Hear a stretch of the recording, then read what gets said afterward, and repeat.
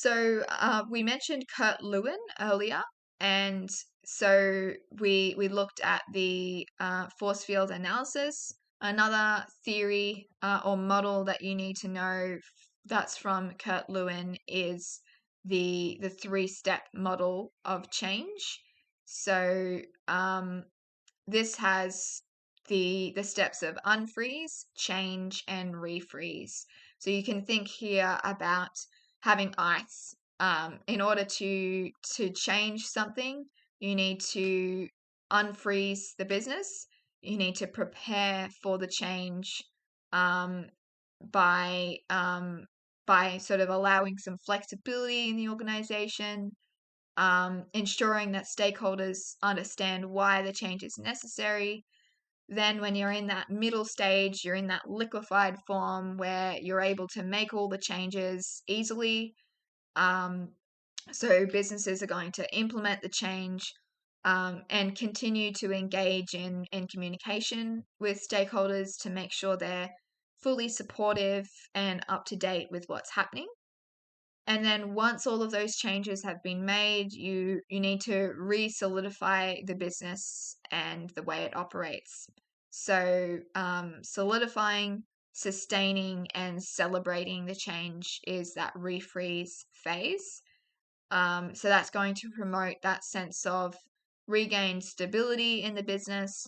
And it's also about proving, showing to employees how successful the change has been, and um, and celebrating them and their role in helping make that change happen. Something that is similar but a little bit more detailed is Kotter's theory, an 8-step model of change. So this is something that you need to work on trying to remember. So this model is about helping businesses execute change successfully by providing that framework for them to follow for a successful change. So it's about making sure that employees are participating in and accepting the change. So we've got 3 broader phases, and then within each phase, we've got a couple of steps, either 2 or 3 steps in each. So the first part is about creating a climate for change. So first of all, we have step 1, creating a sense of urgency.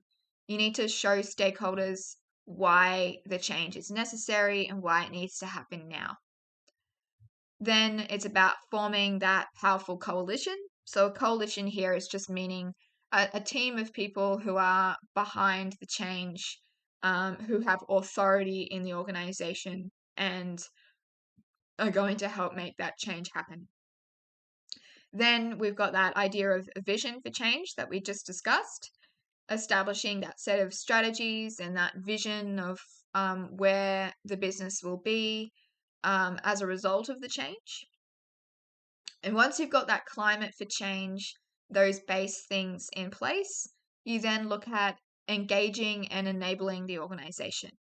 So you need to communicate that vision that you've come up with to make sure that all stakeholders are aware of the change, are aware of what it would look like and how it will affect them. Then you want to empower those people who are involved. So remove any obstacles and empower others to follow the vision and champion what the business is hoping to achieve. Create quick wins. Now, this is about acknowledging and rewarding the people involved in the change. So it's important to make sure that that people know that they're valued and they're recognized for their role in helping an overall business. So that is where step 6 comes into play there. And lastly, we've got implementing the change. So building the change, you want to consolidate the changes that have been made, continue to strive for improvement and making it stick, ensuring stakeholders are aware of the success of the change. So it's proving that you've met your goals. At the start, you would have been looking at why the change should have happened. where you wanted to be. So at the end, you want to be reflecting back and thinking, did we achieve what we set out to achieve? How can we show people how successful we are?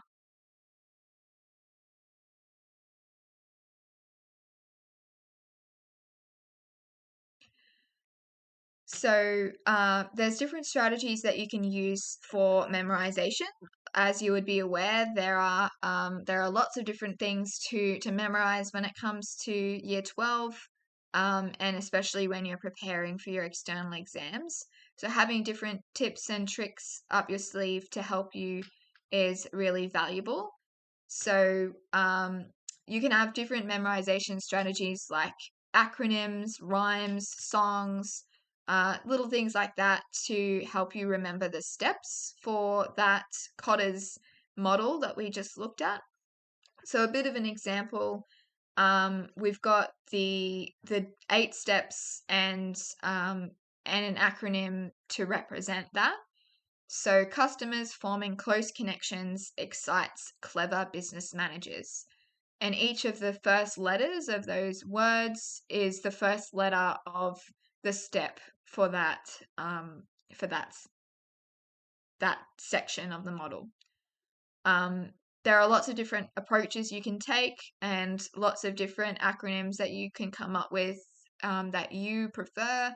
But that's just an example because hopefully knowing that first word, like empower, maybe you know that that's the E, you know that that is the 5th step in the process, and you can think what comes after empower, and you can think that that's probably an action thing, empowering action.